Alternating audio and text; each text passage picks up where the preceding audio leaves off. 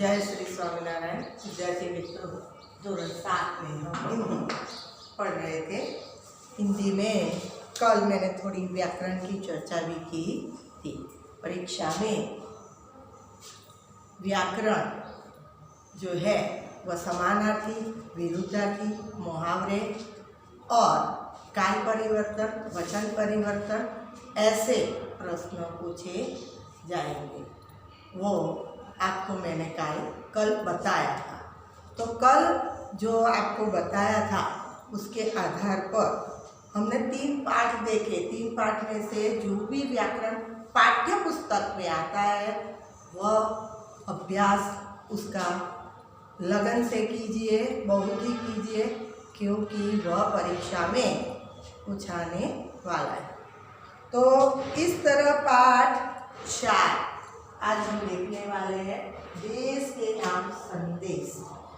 तो देश के नाम संदेश इस पाठ में पत्र व्यवहार, यहाँ प्रकार पत्र का है, पत्र व्यवहार किया गया है। यहाँ हमारे पूर्व राष्ट्रपति एवं मिसाइल मैन डॉक्टर कलाम, आप जानते हैं अब्दुल कलाम को, डॉक्टर अब्दुल कलाम जो है उसको नई दिल्ली से 19 मई 2005 के दिन क्या आपके पास देश के लिए 10 मिनट है, ऐसा प्रश्न किया गया था। तो नाम से संदेश के नागरिकों को ईमेल किया गया था। इसमें देशवासियों के मन में देश प्रति जो अभिमान की भावना है वो उत्पन्न हो, ऐसी सीख भी इस पाठ के आधार पर दी गई है। तो यहाँ मैं यह पाठ का पठन करूँगी, आपको समझना है और फिर हमें उसके प्रश्नों के उत्तर लिखने हैं। तो इस तरह यहाँ मातृछाया ऊंची सेरी गांव मेजपुरा, तहसील बाबर, जिला बनासकांठा, दिनांक 24/12/2011। तो यहाँ एड्रेस यानी कि जो पता है वह दिया गया है कि कहाँ से पत्र आया।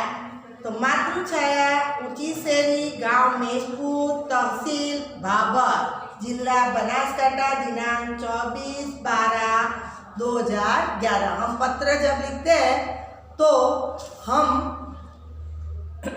जो एड्रेस है वह लिखते हैं, तो पता तो हमें लिखना ही चाहिए। तो पता लिखने पर वह जो पत्र है उन तक पहुंच जाता है।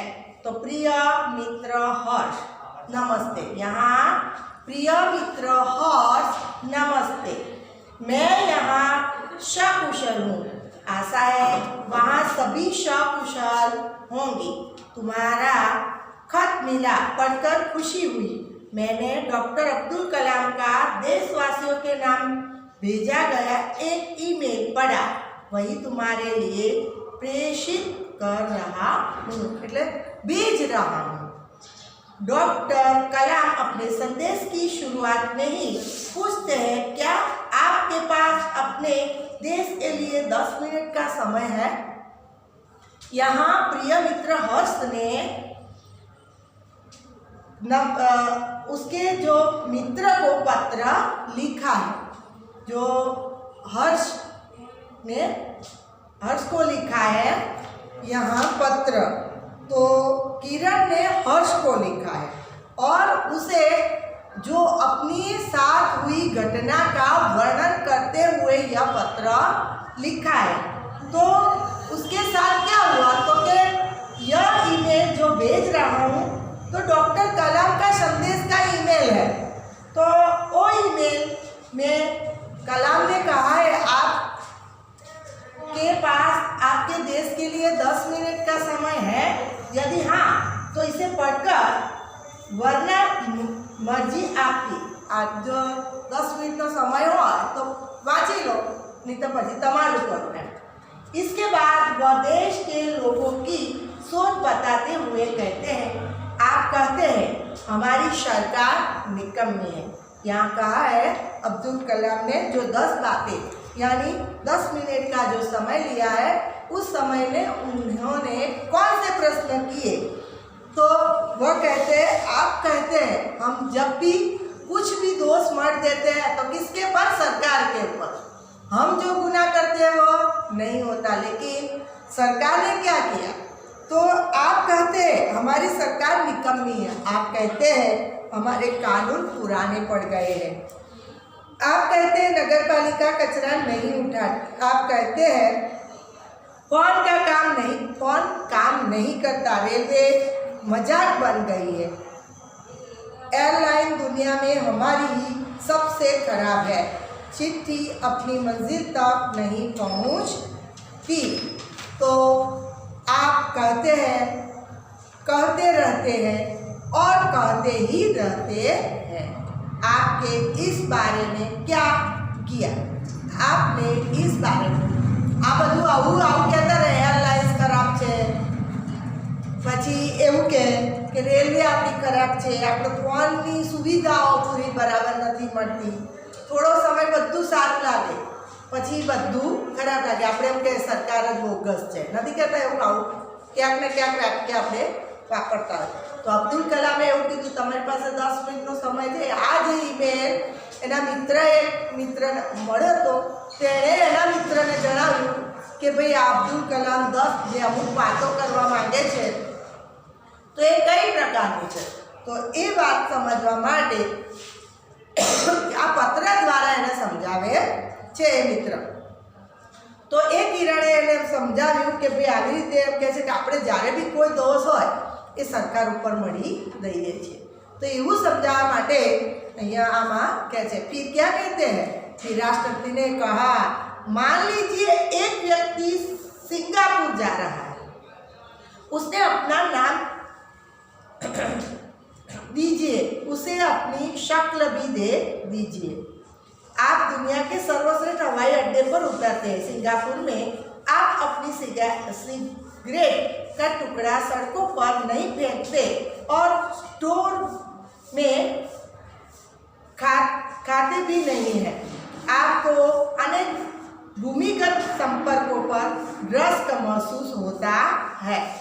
तो यहाँ हम देखते हैं कि आप दुनिया के हम सिंगापुर जाए कोई अच्छा सा ऐसा नाम लेके, शक्ल भी वही हो कि जो हमारे देश में हमारा हमारा कोई वजूद हो, हमारा जो આપણું કોઈક નામ હોય કે આપણા દેશમાં મહાન હોય કે ધારો કે કોઈ પોસ્ટ ઉપર હોય સારા, અને એ પોસ્ટ લઈને આપણે સિંગાપુર જઈએ તો સિંગાપુરમાં જઈને પણ આપણે જોઈએ છે કે ત્યાં આગળ કોઈ પણ નિયમો છે, કોઈ પણ એવું નથી કે મોટો હોદ્દાવાળો હોય તો એને નિયમ ના લાગુ પડે. ત્યાં બધાના માટે નિયમ સરખા હોય છે. આપણા દેશમાં નથી. આપણે સિગરેટનો ટુકડો હોય તો ગમે ત્યાં ફેંકી દઈએ, બરાબર, સ્ટોરમાં ગમે ત્યાં ખાવા બેસી જઈએ, એવું નહીં. ત્યાં અમુક નિયમોથી ચાલવાનું હોય છે. તો એવી અહીંયા વાત કરવાની છે कि आप दुनिया के सर्वश्रेष्ठ हवाई अड्डे पर उतरते हैं. सिंगापुर में आप अपनी सिगरेट का टुकड़ा सड़कों पर नहीं फेंकते और स्टोर में खाते भी नहीं हैं. तो इस तरह आपके जो वहाँ डर रहता है कि कुछ होगा तो जेल हो सकती है, कुछ हो सकता है, तो ऐसे हम डरते हैं. दूसरे देश में जाए तो हम कैसा डरते हैं कि भाई हमें इसके नियम नहीं पता, उस देश के जो कानून है, कायदे हैं, वो हमें पता नहीं, इसलिए हम डरे से रहते हैं. हम अपने देश में स्वतंत्रता से रहते हैं. क्यों? हमें पता है इसका कुछ नहीं होने वाला. यहाँ थूको फेंको तो भी कुछ होने वाला नहीं है. लेकिन दूसरे देश में जाने पर हमें पता इतना रहता है कि यहाँ कोई नियम होंगे तो हमें सजा भी हो सकती है. आप शाम 5 से 8 बजे के बीच आचर रोड पर कार चलाने का ટોલ ટેક્સ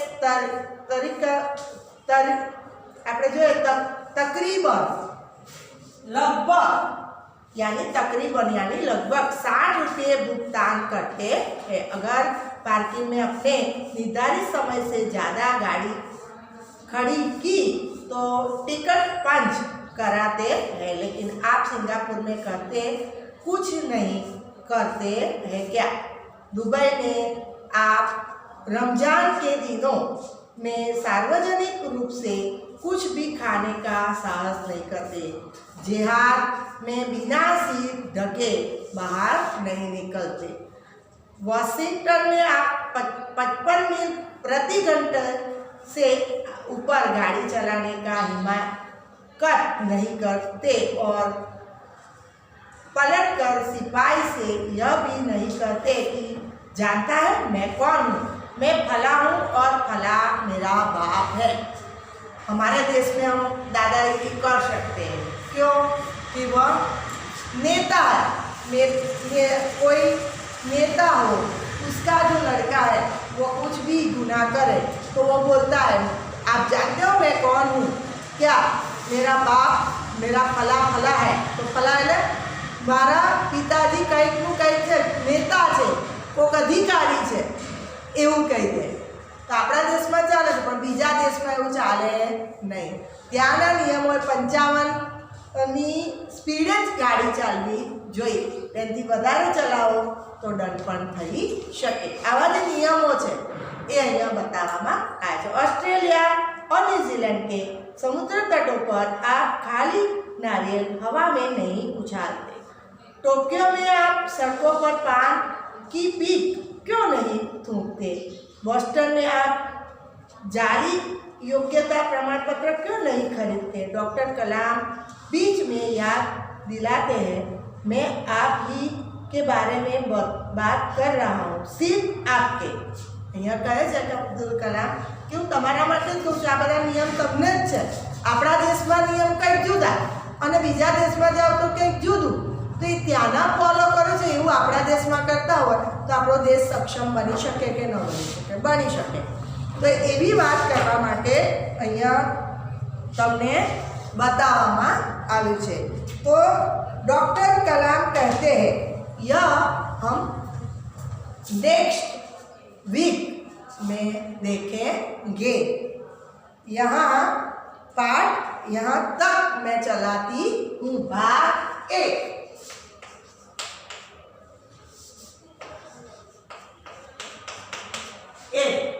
दूसरे भाग में डॉक्टर कलाम क्या कहते हैं उसकी मैं चर्चा करूँगी। दूसरी बात यह कहनी है कि पाठ 2 और 3 यानी आज 2 का लेसन दिया गया है, बीच में रह गया था हिंदी का लेसन, वह मैं आज भेज रही हूँ, वो आपको करना है। और पाठ 3 कल मैं भेजूँगी, वह भी आपको लिखना है। निबंध का भी आपको लिखना है, वह भी मैंने वो जो लेसन है उसमें रख दिया है, वह सब नोटबुक में आपको लिखना है। हम जानते हैं कि 3 पाठों के आधार पर जो व्याकरण है, मैंने बार बार वीडियो में आपको बताया है कि व्याकरण आपको करना है। आम परीक्षा में हिंदी में 10 मार्क यानी कि जो प्रश्न 1 है उसमें जो हर बार आपको विकल्प दिए जाते थे, लेकिन इस बार विकल्प नहीं है, बड़े प्रश्न तैयार करने हैं और साथ में व्याकरण भी करना है। तो आप पाठ 4 हमारा आधा हुआ, यानी कि जो पत्र है वह पत्र हमने आधा पढ़ा। अब डॉक्टर कलाम क्या कहते हैं वह अगले नेक्स्ट वीक हम जो पाठ आएगा तब देखेंगे। जय श्री स्वामी नारायण।